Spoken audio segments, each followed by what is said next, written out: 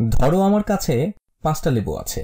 এই যে 1 2 3 4 5টা লেবু। আমাকে জিজ্ঞেস করা হলো যে 5কে কত দিয়ে গুণ করলে তুমি 1 পাবে, অথবা 5টা লেবুকে কত দিয়ে গুণ দিলে আমি 1টা লেবু পাবো। এখানে তোমার মনে একটা প্রশ্ন আসতে পারে, কারণ গুণ আর ভাগ আসলে একটি মুদ্রার এপিঠ আর ওপিঠ। তো তুমি জানতে চাইতে পারো যে 5কে কত দিয়ে ভাগ করলে একটি লেবু পাবো আমি, অথবা এই হলুদ গোলটা যেটা আমি এখানে এঁকেছি, তোমার কাছে যদি 5টা জিনিস থাকে আর তাকে তুমি 5 দিয়ে ভাগ দাও, তাহলে তোমার কাছে থাকবে একটা জিনিস। তাহলে 5 দিয়ে ভাগ দিলে তোমার কাছে থাকবে 5টা দল, বা বলতে পারো 5 ভাগ 5 সমান হলো 1। 5টা জিনিস নাও এবং সেটাকে 5 দিয়ে ভাগ করো, তাহলে প্রতিটা ভাগে একটা করে জিনিস থাকবে। অথবা বলতে পারো 5 গুণ 5 ভাগের 1 সমান 1। এখানে ডট মানে হলো গুণ, 5 গুণ 5 ভাগের 1 সমান 1। সবগুলো কথার মানে একই। তাও এই কথাটা মনে রাখতে হবে, যদিও এটা তেমন কঠিন কিছুই না। একটা জিনিসকেই এক এক ভাবে লেখা যায় আর কি। একটা সংখ্যা আছে, সেটাকে যদি তার গুণাত্মক বিপরীত বা পূরক দিয়ে গুণ করি, তাহলে আমরা পাই 1।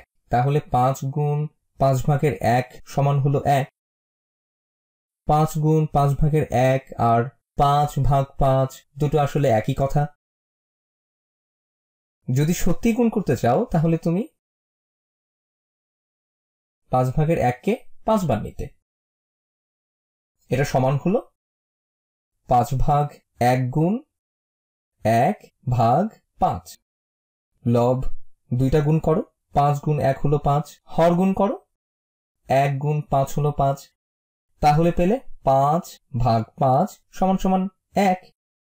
এখন যদি তোমাকে বলে যে আমার কাছে একটা সংখ্যা আছে 217, আমি সেটা এমন একটা কিছু দিয়ে গুণ করতে চাই যেন আমি 1 পাই, তাহলে তাকে তুমি বলবে যে 217কে 217 দিয়ে ভাগ দিলে তুমি 1 পাবে।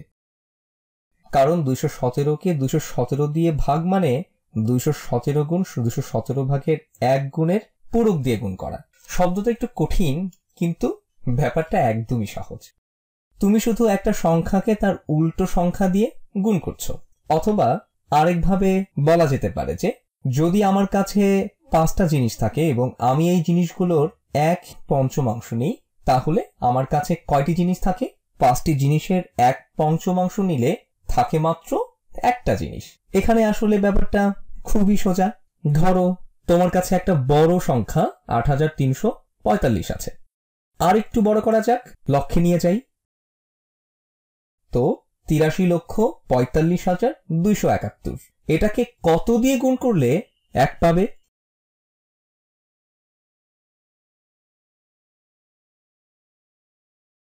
এখানে গুণ চিহ্ন ব্যবহার করেছি। 1 পেতে হলে কত দিয়ে গুণ করব? এর উল্টো সংখ্যা দিয়ে গুণ করলেই হয়ে যাবে। উল্টো সংখ্যাটি হলো 83,45,271 ভাগে 1।